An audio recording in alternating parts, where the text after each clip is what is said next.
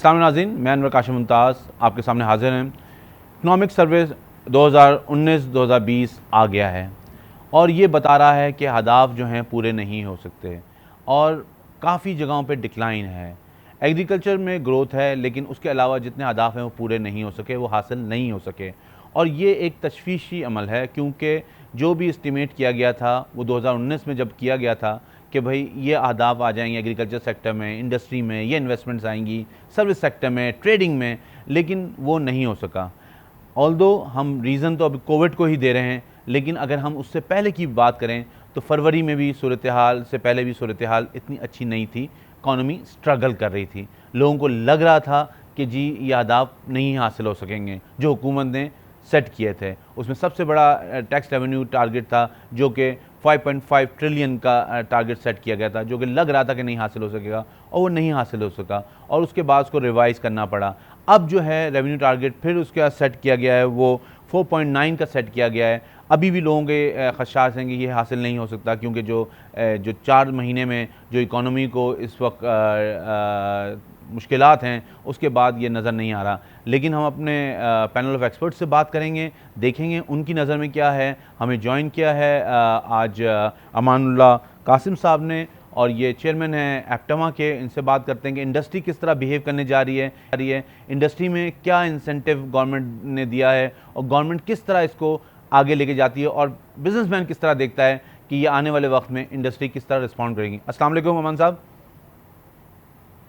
Sir, ये जो कोविड-19 की वजह से जो हमें प्रॉब्लम हुआ, उससे पहले एक्सपोर्ट ग्रोथ थी जो पाकिस्तान में लास्ट 10 साल में ग्रोथ नज़र नहीं आई थी। वो फर्स्ट टाइम ग्रोथ नज़र आई थी। गवर्नमेंट के इंसेंटिव्स भी बहुत अच्छे थे, स्पेशली जो इलेक्ट्रिसिटी रेट और गैस रेट उन्होंने $6.5 किया। लेकिन जब कोविड-19 के बाद जो दुनिया कोलैप्स या लॉकडाउन हुआ, उस वजह से सारी चीज़ें दरम बरम हो गई। तो अब दोबारा से लॉकडाउन खुल रहा है और दोबारा से रिट्रीव कर रहे हैं हम सब और अल्हम्दुलिल्लाह पहले मंथ तो 35% हमारा एक्सपोर्ट था लास्ट ईयर से कंपेयर, इस मंथ 65 है और मुझे उम्मीद है कि मई में हमारा एक्सपोर्ट बढ़कर ये हो जाएगा इंशाल्लाह ये जून में 70% तक।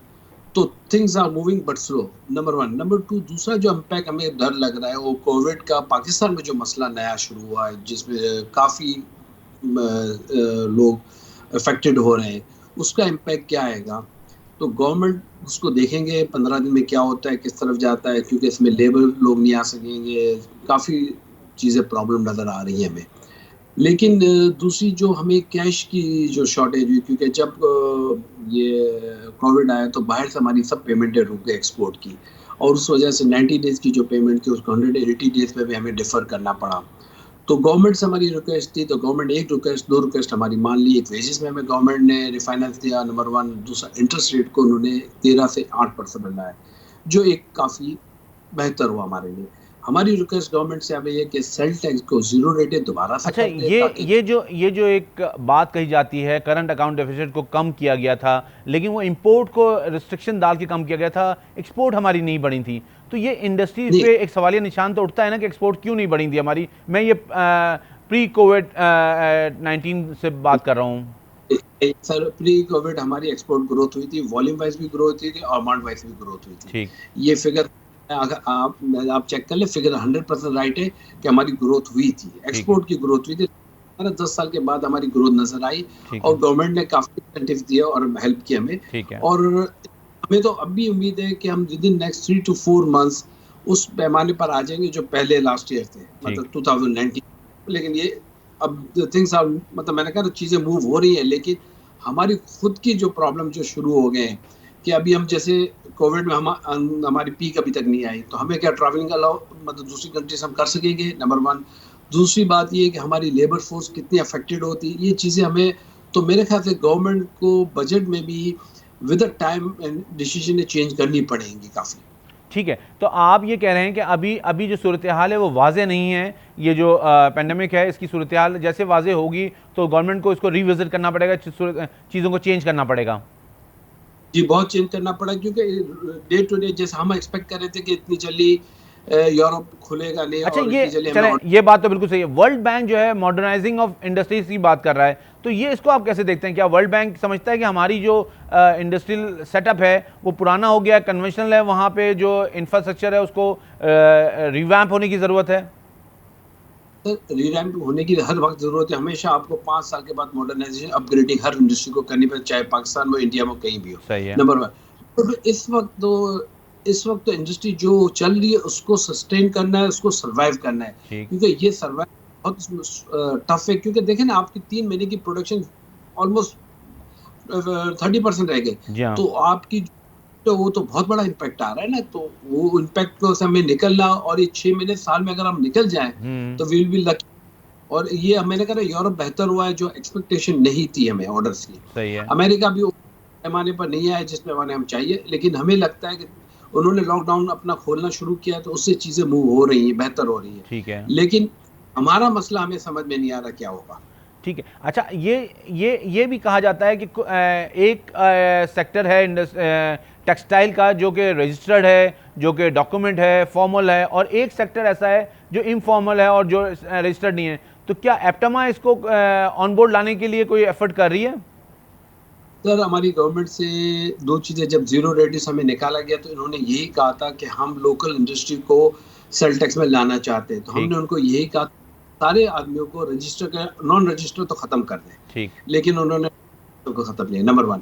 नंबर टू, हमने उनको कहा कि आपने जो 17% जो है कि जैसे वीएटी यूके में फर्स्ट टाइम 1970 में आया तो 3% से स्टार्ट किया। बिल्कुल। तो भी गवर्नमेंट से रिक्वेस्ट कर रहे हैं कि इसको 5% 7% पर आप लेकर आए, क्योंकि जितनी परसेंटेज ज्यादा होगी इससे स्मगलिंग होती है। लोकल इंडस्ट्री आप खड़ी मतलब सस्टेनेबल ही नहीं है। देखे ना अफगान ट्रेड में जो आपको भी पता है, मुझे भी पता है, स्मगलिंग होकर आ रही गुड्स। तो अगर लोकल इंडस्ट्री को हमें सस्टेन करना है तो ये सेल टैक्स 5% से ज्यादा नहीं। लेकिन ये भी तो है ना कि जो आपके पास रजिस्टर्ड है इस वक्त सेल टैक्स में, वो भी बड़ी कम तादाद है मतलब इंडस्ट्री की, तो वो भी तो हुकूमत के लिए एक तशवीश है।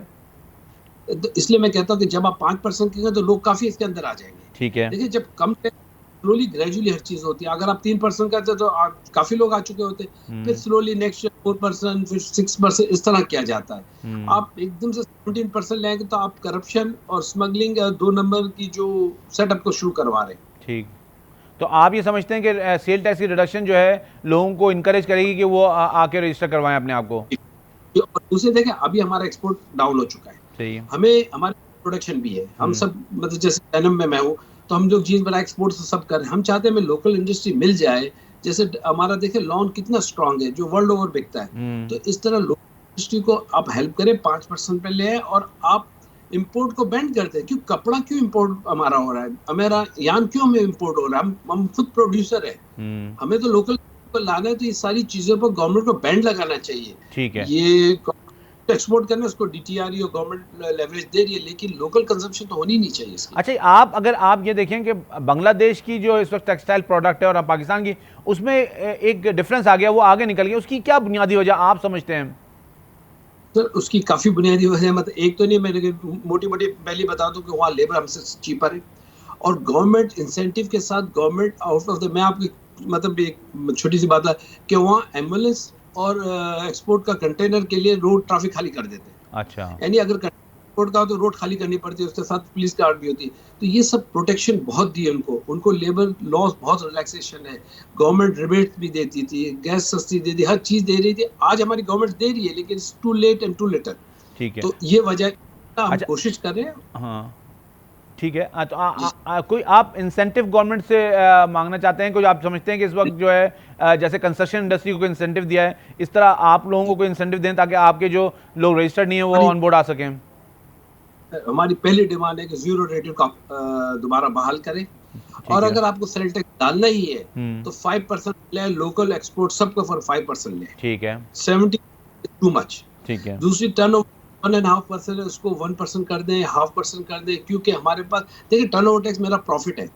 अब मैं प्रॉफिट ही नहीं कर रहा, मुझे टैक्स ले रहे हैं, तो दैट्स नॉट फेयर ना। तो वो हम गवर्नमेंट से हमेशा के लिए 6 महीने साल के लिए गवर्नमेंट उसको विदहोल्ड कर ले, क्योंकि देखिए दुनिया में इंसेंटिव्स आ रहे हैं।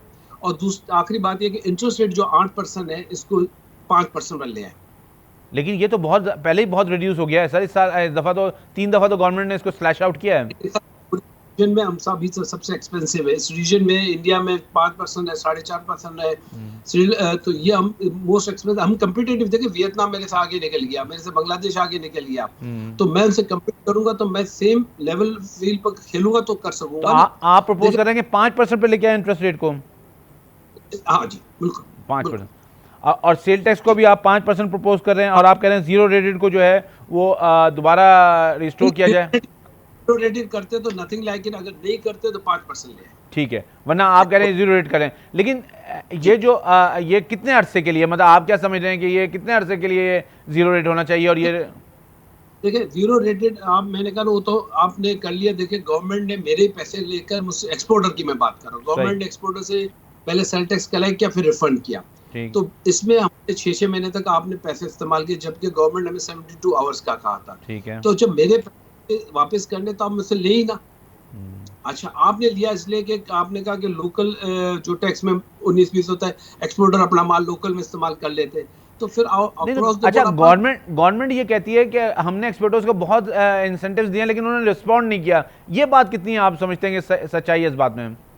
देखिए गवर्नमेंट ने हमें, देखिए मैं अभी गवर्नमेंट ने काफी रिस्पांस दिया है। जैसे वेजेस का मैंने कहा पैकेज दिया, इंटरेस्ट रेट नीचे लाए, और सेल टैक्स रिफंड में भी इन्होंने, और पुराने हमारे रिफंड्स भी दिए जो हकीकत है। ठीक है। लेकिन इससे पहले हमें जीरो रेटेड का था ना, वो सबसे बड़ा हमारा एडवांटेज था, जिससे हमारा huge amount of money stock हो गया। सही है। अगर मैं इनपुट और आउटपुट पर नहीं है, ये है कि मैं अभी क्वार्टरली जब मैंने धागा बनाया और एक्सपोर्ट किया तब मुझे ये रिफंड मिलता है, तो उसमें मेरे 4-5 महीने खुद के पास सेल टैक्स फंस जाता है गवर्नमेंट को देकर। ठीक। तो गवर्नमेंट, हम नहीं कहते सेल टैक्स, देखिए पहले 5% पे ले आए, सब स्मूथ हो जाए। देखिए टीजिंग प्रॉब्लम अभी तक इनका एनएक्स एच डिफर्स केसेस है हमारे, वो सब प्रॉब्लम चल रहे हैं। ठीक। हमारी रिक्वेस्ट है पहले 6 महीने साल आप 5% पे ले आए, फिर अगर सिस्टम चलता है तो फिर उसके बाद बैठ के बात कर लेते हैं। ठीक है, तो आप ये कह रहे हैं पहले उसको रिड्यूस करें और उसके बाद 1 साल या 6 महीने चला के फिर चीज़ें अगर मूव ऑन होती हैं तो फिर आप उसको वो करें। फिर बैठ के बात करें। लेकिन अगर स्मूथ हो रहा, गवर्नमेंट को कलेक्शन भी अच्छी हो रही है, गवर्नमेंट को देखिए 5% करेगी गवर्नमेंट, बहुत ज्यादा रेवेन्यू मिलेगा। इसमें 17 में, क्योंकि 17 में देखिए लोकल में आपने जैसे खुद कहा कि लोकल में सब रजिस्टर्ड नहीं हुए, तो वो तो टैक्स, मतलब अगर 10% दे रहे हैं, 20% दे रहे हैं, तो अगर आप 5% करेंगे तो देखिए कोई भी गलत काम करते हो 2 दफा सोचेगा, 5% करो क्या फायदा है। ठीक है सर। 17%। ठीक है, आपको थैंक यू। व्यू पॉइंट आ गया, बहुत शुक्रिया आपका, आपने हमारे लिए वक्त निकाला। नाज़रीन, आपने देखा कि के चेयरमैन हमारे साथ थे और उन्होंने बड़े वाज़ेह अल्फाज में कहा कि इंडस्ट्रियलिस्ट जो हैं वो चाहते हैं कि वो काम करें, एक्सपोर्ट करें, उनको थोड़ा सा रिलीफ चाहिए, और वो चाहते हैं कि इस जो है इस मुश्किल वक्त में भी गवर्नमेंट को सपोर्ट करना चाहते हैं। गवर्नमेंट उनके साथ बैठ के कैसी क्या स्ट्रैटेजी प्लान आउट करती है, ये बहुत इंपॉर्टेंट है। उसमें उनको फ्यूचर बिजनेस भी देखना चाहिए और टैक्स रेवेन्यू कलेक्शन भी देखना चाहिए। ब्रेक से वापस आते हैं, फिर अपने दूसरे मेहमान से बात करते हैं।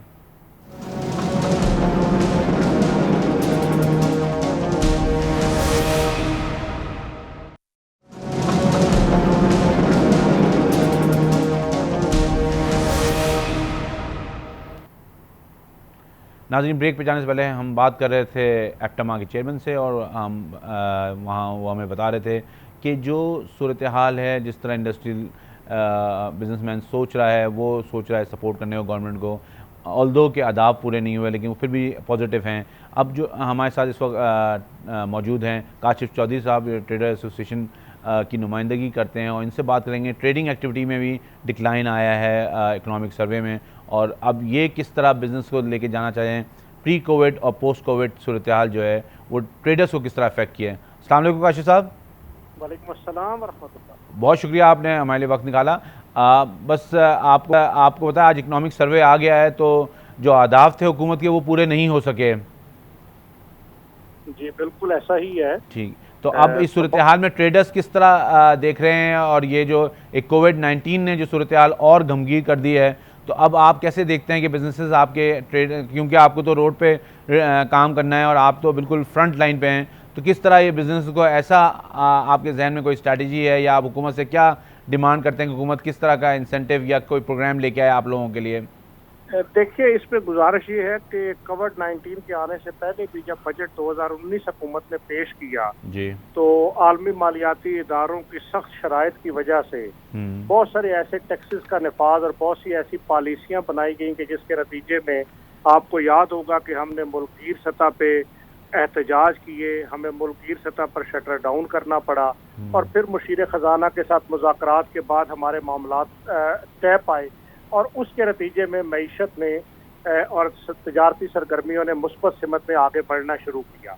लेकिन अभी मुस्बत सिमत में उस सफ़र का आगाज़ ही हुआ था तो पूरी दुनिया कोरोना से बुरी तरीके से मुतासर हो गई और पाकिस्तान भी इस वक्त भी कोविड-19 से बुरे तरीके से मुतासर है। 2 महीने के लॉकडाउन और अभी भी जो सूरत हाल है उसके अंदर मुआशी सरगर्मियाँ पूरे तरीके से बहाल नहीं हुई। इसलिए हम ये समझते हैं कि एक तो इस बजट को कोरोना बजट करार देना चाहिए और दूसरी अहम बात यह कि इस बजट के अंदर पाकिस्तान की सनत और तजारत के लिए जब तक हुकूमत किसी रिलीफ पैकेज का ऐलान नहीं करेगी तो मसाइल हल नहीं होंगे। हमने हुकूमत को ये तजावीज़ दी हैं कि छोटे ताजरों के लिए शनाख्ती कार्ड पर खरीदो फरोख्त की एक बेमकसद शर्त पिछले बजट में लगाई गई थी, उस शर्त का खात्मा किया जाए। इसी तरह हमने इसके साथ साथ ये मुतालबा भी किया कि जिस तरह तामीराती शोबे को वज़ीर आज़म पाकिस्तान ने एक इंसेंटिव दिया, इसी तरह सनत और तजारत के तमाम शोबों के अंदर गैर दस्तावेजी सरमाए को लगाने पर उनको ना पूछा जाए और उनको मराहत दी जाए ताकि वो सरमाया हमारे सिस्टम का हिस्सा बने। लेकिन ट्रेडर्स के लिए एमनेस्टियां तो बहुत आई हैं पहले भी तो, और उन्होंने लेकिन वो आगे नहीं बढ़े हैं। देखिए जो एमनेस्टियाँ जितनी भी आई मेरा ख्याल ये कि शायद ही कोई एमनेस्टी हो जो हमारी मुशावरत से लाई गई हो। अच्छा। बाकी एमनेस्टीज तो हमेशा कुछ लोगों को नवाजने के लिए आती रही और मैं तो एमनेस्टी की बात नहीं कर रहा, मैं तो ये कह रहा हूँ कि गैर दस्तावेजी सरमाए को इस वक्त मईशत का हिस्सा बनाने की जरूरत है इस सूरत हाल का मुकाबला करने के लिए। ठीक। अच्छा, इसी तरह सेल्स टैक्स को 17%। तो आप ये कह रहे हैं कि जो इन्वेस्टमेंट ट्रेडिंग बिजनेस में हो उसमें नो क्वेश्चन आस्क। यस ठीक है। अच्छा, इसी तरह सेल्स टैक्स को सिंगल डिजिट में लाने की जरूरत है, 17% से उसको सिंगल डिजिट में लाया जाए। ठीक है। और फिर एक अहम बात यह कि अशियाए खुर्दोनोश जितनी भी हैं, चाहे वो आटा है चाहे चीनी की है, मैं उसके क्राइसिस की बात नहीं करता कि इस वक्त क्या सूरत हाल है। अशियाए खुर्दोनोश पर आवाम को रिलीफ फराहम करने के लिए जनरल सेल्स टैक्स को मुकम्मल तौर पर खत्म कर देना चाहिए। सही है। इसी तरह इनकम टैक्स के रेट्स को दुरुस्त करने की जरूरत है, इनकम टैक्स के स्लैब्स को दुरुस्त करने की ज़रूरत है। इसके साथ एक अहम बात यह कि इस वक्त ज़रूरत है कि पाकिस्तान के छोटे ताजरों को बिला सूद स्टेट बैंक ऑफ पाकिस्तान कर्जे फराहम करे ताकि वो उसके नतीजे के अंदर जो इस वक्त कैश के शॉर्टफॉल का शिकार हैं वो अपनी माशी सरगर्मियों को जारी रख सकें। अच्छा, एक अहम बात इस वक्त ये भी है कि जो कोरोना की सूरत हाल है दुनिया भर के अंदर इस वक्त शरह सूद को या तो मनफी कर दिया लेकिन गया देखें या जीरो कर दिया। देखें आप बात कर रहे हैं वन साइड ऑफ स्टोरी बता रहे हैं आप, दूसरी साइड ऑफ स्टोरी हुकूमत की भी है, उसको किस तरह वो कैसे अपने सारे मामला चलाएंगे, वो किस तरह उनके पास अगर रेवेन्यू नहीं आएगा तो किस तरह ये सूरत हाल आगे बढ़ेगी। देखिए हुकूमत को एक तो मैं ये समझता हूँ कि हकीकत पसंदाना रेवेन्यू के अहदाफ तय करने चाहिए। ठीक है। पिछले साल भी जो हुकूमत ने रेवेन्यू अहदाफ 5500 अरब के तय किए, फिर उसमें 300 अरब की कमी हुई। अगर ये कोरोना के हालात ना भी होते तो ये 3900 अरब शायद 4100 अरब रुपए से ज्यादा पैसा जमा नहीं होना था। सही। यही हमारी मईशत का पोटेंशियल है। हमें अपनी मईशत की सूरत हाल देखते हुए रेवेन्यू, लेकिन पोटेंशियल तो हमारा बहुत है। मतलब देखें अगर आप देखें ट्रेडिंग में तो आप देखें कारोबार हो रहे होते हैं, ये तो कोविड ने थोड़ा स्लो डाउन कर दिया, वरना रेस्टोरेंट चल रहे होते हैं, बाजार भरे हुए होते हैं, लोग ट्रेडिंग कर रहे होते हैं, लोग ट्रैवल कर रहे होते हैं। तो ऐसा नहीं है कि हमारी इकोनॉमी का पोटेंशियल नहीं है। देखिए जब पोटेंशियल की बात की जाती है ना, इस चक्कर में वो पैसा गिरता नहीं है, मतलब ये बड़ा मसला है। आप हमारे यहाँ फी का आमदनी को देख लीजिए, आप हमारे यहाँ गुर्बत की शरह को देख लीजिए, ठीक है, आप जितने भी पैमानों से देखें, ठीक है लोग खरीदारी कर रहे होते हैं लेकिन उस खरीदारी पे तो इनडायरेक्ट टैक्स हर फर्द गवर्नमेंट को दे रहा होता है। यहाँ जो प्रॉब्लम है बुनियादी तौर पे इस मुल्क में वो 40,000 लोग सेल टैक्स में रजिस्टर्ड हैं सर। नहीं, 40,000 लोग सेल टैक्स में रजिस्टर्ड हैं, लेकिन वो जो प्रोडक्ट्स बनाते हैं उनकी वो प्रोडक्ट्स तो पूरी कौम इस्तेमाल करती है। लेकिन वही सप्लाई चेन में कहीं ना कहीं ब्रेक आता है। मैं ये कह रहा हूँ कि ये जो एक शुरू हुआ था मामला कि लोगों को रजिस्टर होना चाहिए, इस चीज़ को अगर आप कंटिन्यू करें, कुछ अपना एक कंसेंसस डेवलप करके, लेकिन कंटिन्यू करें ताकि जितना ये जो सप्लाई चेन की आप बात कर रहे हैं ना जनाब, मैं इस पर ज़्यादा बात नहीं करूँगा। इस वक्त चीनी के हवाले से भी कमीशन की रिपोर्ट हुकूमत के पास मौजूद है। आटे की रिपोर्ट भी इंशाल्लाह अभी आ जाएगी। आप देखें कि उसके अंदर पाकिस्तान का कौन सा छोटा ताजर है जो उस चैन का हिस्सा है। ये जो चैन टूटती है या चैन बनती है या सब्सिडीज दी जाती हैं या स्टॉक किए जाते हैं, ये काशिफ भाई ये बात आपकी बिल्कुल सही है, लेकिन हम छोटे हों लेकिन फिर भी हमें अपना जो कंट्रीब्यूशन है वो तो करना ही है ना काशिफ भाई।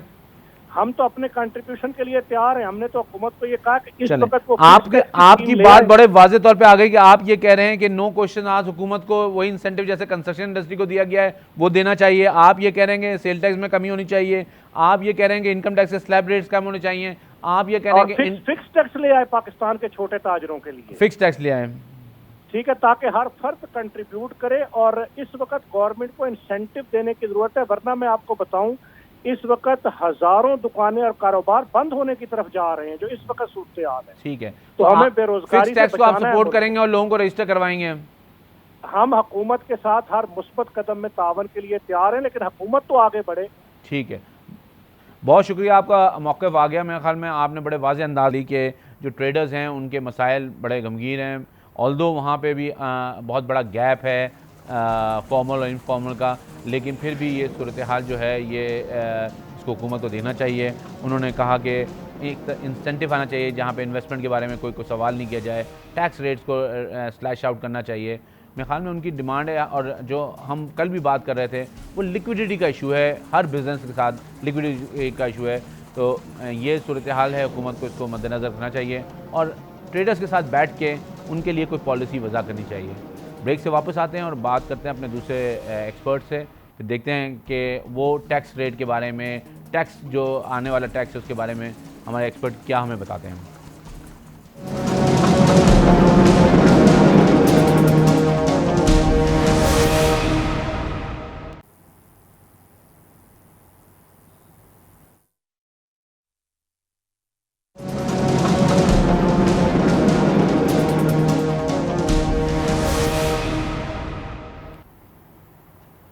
नाज़रीन, ब्रेक पे जाने से पहले हम बात कर रहे थे ट्रेडर एसोसिएशन के नुमाइंदे से, और ये बात वाज़े हो रही है कि लोग जो हैं कोशिश करते हैं और टैक्स देना चाहते हैं, लेकिन उनके शायद कंसेंसस डेवलप नहीं होते, उनके साथ कोई डिस्कशन नहीं होता, डायलॉग नहीं होते, उनको ऑन बोर्ड नहीं लिया जाता है। मेरे ख्याल में यही ग्रेवेंस नज़र आता है, ताकि उनसे पूछ के पॉलिसी में बनाई जाती। टैक्स देने को तैयार हैं, उनको रेट्स पे एतराज़ है, उनको एतराज़ है कि ये जो रेट्स हैं ये इतने हैं कि हमारे लिए लिक्विडिटी का इशू आ जाता है। मेरे ख़्याल में ये सूरत हाल तो तशवीशनाक है और हुकूमत को चाहिए कि लोगों के साथ डायलॉग करे, डिस्कशन करे, उनको ऑन बोर्ड ले। हमें ज्वाइन किया है नवीद अंद्राबी साहब ने। हम बात करते हैं कि टैक्स के कवानीन में क्या रेट्स कम करने की गुंजाइश है, क्या इस वक्त जो पाकिस्तान के टैक्स कवानीन हैं उनमें कोई ऐसी गुंजाइश है कि लोगों के लिए इंसेंटिव आ सकता है। नवीद साहब अस्सलाम वालेकुम। अनुर साहब, बहुत शुक्रिया सर, आपने हमारे लिए वक्त निकाला। सर, हम अभी बात कर रहे थे आपसे पहले दो लोगों से, एक हमने इंडस्ट्री के एप्टमा के चेयरमैन से बात की, उसके बाद ट्रेडर एसोसिएशन के नुमाइंदे से बात की हमने। दोनों तरफ ये सूरत हाल थी कि उनको टैक्स रेट कम करने की उनकी गुजारिश थी कि टैक्स रेट कम करें, और ख़ास तौर पे सबसे बड़ी गुजारिश जो थी उनकी ये थी कि सेल टैक्स को स्लैश आउट किया जाए सिंगल डिजिट में। आप क्या समझते हैं कि क्या पाकिस्तान में जो इस वक्त टैक्स के कवानीन हैं, जो टैक्स के रेट्स हैं, वो बिजनेसेस के लिए बर्डन है? जी अनुर साहब, एक शुक्रिया आपका, आपने दावत दी। मैं आपको सिर्फ ये अर्ज़ कर देता हूँ कि जो मेरा मुशाहिदा है वो पाकिस्तान, और मैं शायद आपसे पहले भी इस पे ज़िक्र हम कर चुके हैं कि पाकिस्तान का जो इकॉनमी है, जो हमारा जो लिटरेसी रेट है, वो हमें इजाज़त नहीं देता कि हम इस तरह के निज़ाम को रखें कि जो कि तरक्की याफ्ता अक़वाम और तालीम याफ्ता अक़वाम के ज़ेहन होता है। हमारे पास जो वैट सिस्टम है, एक तो वो नहीं है क्योंकि लोगों के पास इतनी नॉलेज नहीं है कि उसको कर सकें, और वो ये नहीं चाहते कि ये किसी के साथ शेयर किया जाए, यानी कि उनके कारोबारी चीज़ें जो हैं उनके साथ किसी को शेयर किया जाए। तो मैं तो बड़े अरसे से, आपसे पहले भी जब गुफ्तगू हुई थी, मैंने यही अर्ज़ किया था कि पाकिस्तान में जो सेल्स टैक्स का कम अज़ कम निज़ाम है, इसमें जो सेल्स टैक्स को है वो कम अज़ कम सिंगल डिजिट में लाना ज़रूरी है। और इसके लिए इनपुट का जो क्लेम हम ले रहे हैं, जो वैट मोड जिसको हम कहते हैं, वैल्यू एडेड टैक्स मोड है, हमें उससे कुछ अरसे के लिए निकलना, लेट से 2-4 साल या 5 साल तक कम से कम निकलना पड़ेगा, ताकि लोग सेल्स टैक्स नेट में आ जाएं। लिहाजा इसका मकसद ये हो गया कि आपको हर सतह के ऊपर, हर सेल लेवल के ऊपर 5%, 6% या जो भी सिंगल डिजिट में आप लगाते हैं वो चार्ज करें। इसके साथ साथ आपको डिजिटाइजेशन करने की ज़रूरत है, यानी कि आपको अपने जो टैक्स नेट है उसको बढ़ाने की ज़रूरत है। हम अभी तक टैक्स नेट को बढ़ा नहीं सके।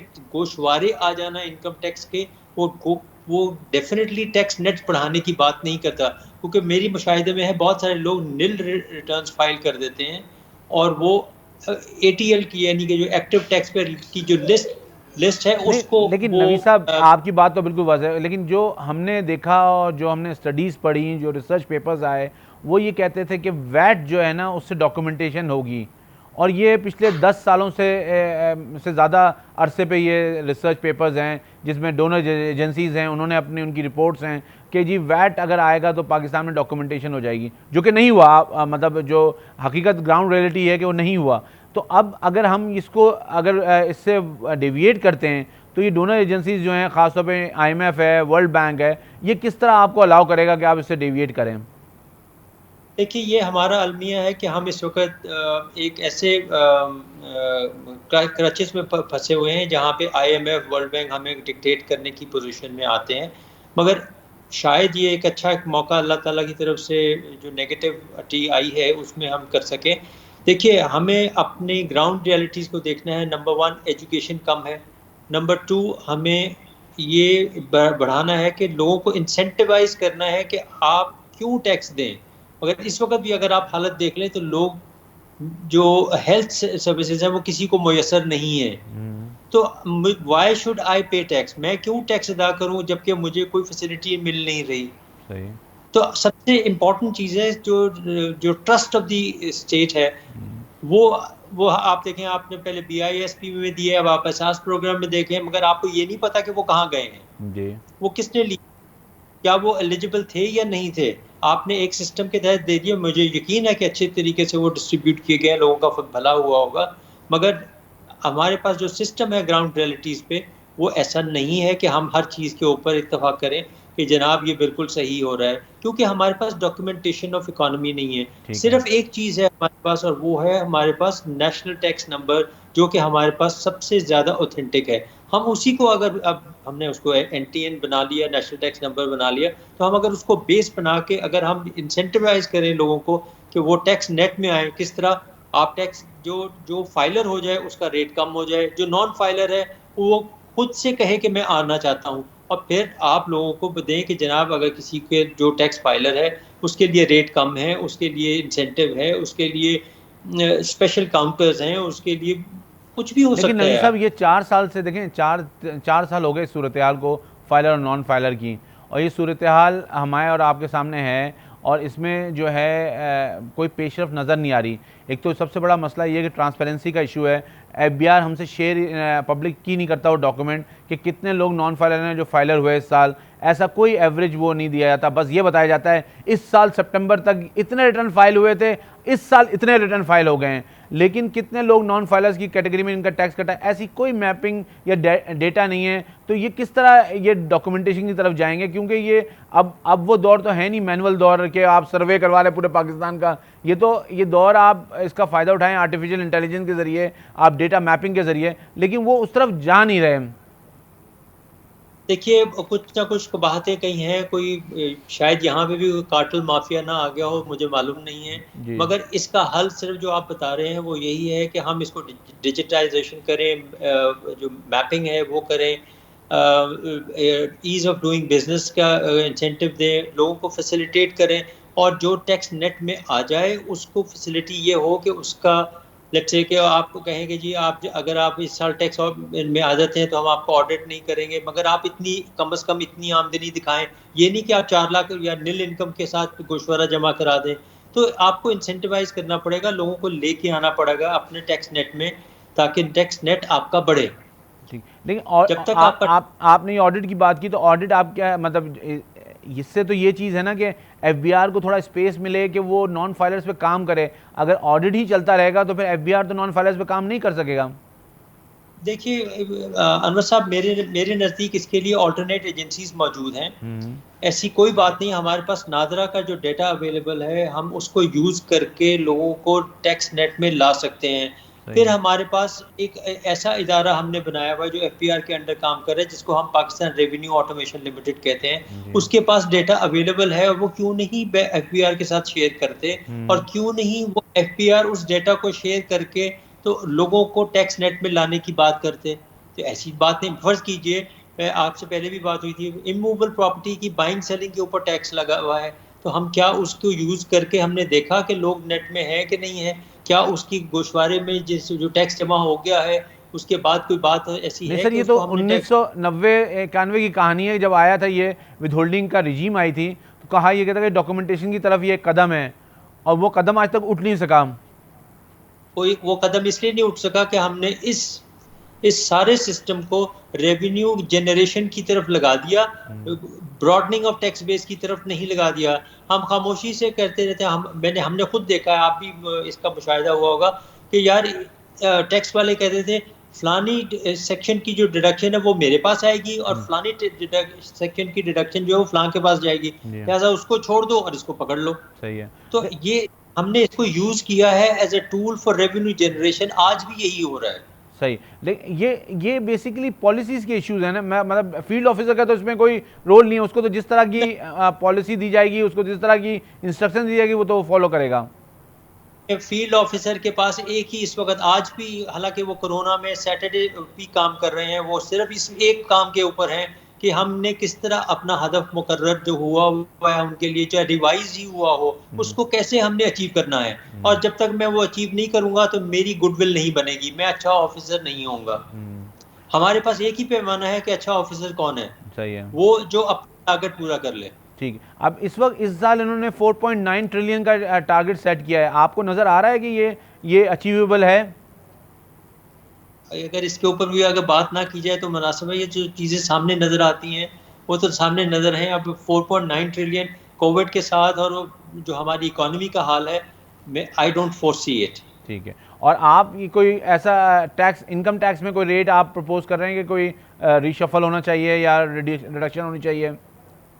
देखिए अनवर साहब, मेरे नज़दीक सबसे पहले जो आदमी टैक्स फाइलर है उसके लिए टैक्स रेट 50% होने चाहिए, रिड्यूस करें आप। ठीक है।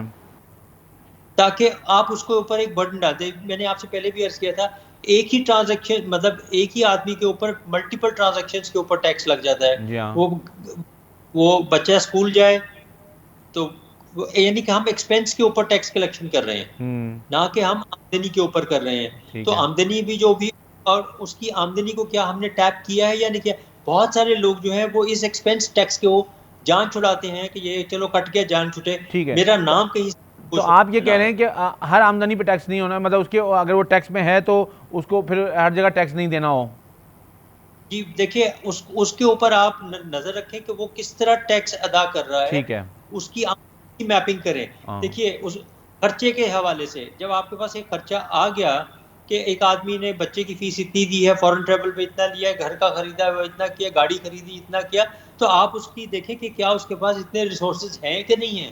ठीक है। तो आपका कहने मतलब कि फाइलर जो है उसको आप सिर्फ वॉच करें, लेकिन जो काम करना है वो आपको नॉन फाइलर्स पे करना है। Absolutely, there is no other way. अगर आप अभी हम क्या कर रहे हैं, हम टैक्स गुजार को ही पकड़ के उसके ऊपर या 122(5) आप समझते हैं, या हम उसकी असेसमेंट को रीओपन कर देते हैं या रिवाइज करने के लिए गुजारिश करते हैं। और तीसरा एक टूल जो आजकल बहुत कॉमन है वो ये है कि जो कॉर्पोरेट सेक्टर के लोग हैं या जो विदहोल्डिंग एजेंट्स हैं उनकी मॉनिटरिंग हम स्टार्ट कर देते हैं और एडहॉक पेमेंट्स उनसे रिकवर। ठीक है नबी साहब, आपका व्यू पॉइंट आ गया। मेरे ख्याल में आपने बड़े वाज़ेह अंदाज में बता दिया कि जो इस वक्त करने की ज़रूरत है वो ये है कि फाइलर्स को किसी तरह इंसेंटिवाइज़ किया जाए, उनका टैक्स उनका रिड्यूस किया जाए, उनको ऑडिट से उनको जो है बरीज़िम्मा किया जाए, उनको जो है उनके जो मुख्तलिफ उनके लेवल्स पे एक्सपेंसेस हैं उस पर टैक्स विदहल्ड नहीं होना चाहिए। एक दफ़ा वो फाइलर है तो आपको नज़र आ रहा है कि वो क्या एक्सपेंस कर रहा है क्या नहीं, लेकिन सारी रिसोर्स, सारा एनर्जी, सारी आर्टिफिशियल इंटेलिजेंस, सारी डेटा मैपिंग वो उन लोगों के लिए यूज़ होनी चाहिए कि जो इस सिस्टम को डिसीव कर रहे हैं, जो इस सिस्टम में आ नहीं रहे, उनको इस सिस्टम में लेके आना चाहिए। मुश्किल चीज़ नहीं है, ये अब पॉसिबल है हुकूमत को करने की विल होनी चाहिए। मेरे ख़्याल में ये वक्त है जब हुकूमत इस पर फुट डाउन करे और इस बात को एक अपनी पॉलिसी बनाए कि डॉक्यूमेंटेशन और सिर्फ डॉक्यूमेंटेशन। मेरे ख़्याल में ये अगर हुकूमत ने अपना पॉलिसी बना ली तो आने वाले वक्त पाकिस्तान के टैक्स निज़ाम को मजबूत करेगा। और ये जो साइकिल है जिसका हम हमेशा वो कहते हैं कि टैक्स दिया जाए और वापस क्या मिलता है, ये साइकिल उसी वक्त कंप्लीट हो सकता है जब पाकिस्तान की सही पोटेंशियल के मुताबिक टैक्स फाइलर्स भी हों, डॉक्यूमेंटेशन भी हो और रेवेन्यू कलेक्शन भी हो। इस बात के साथ मुझे इजाज़त दीजिए। अल्लाह हाफ़िज़।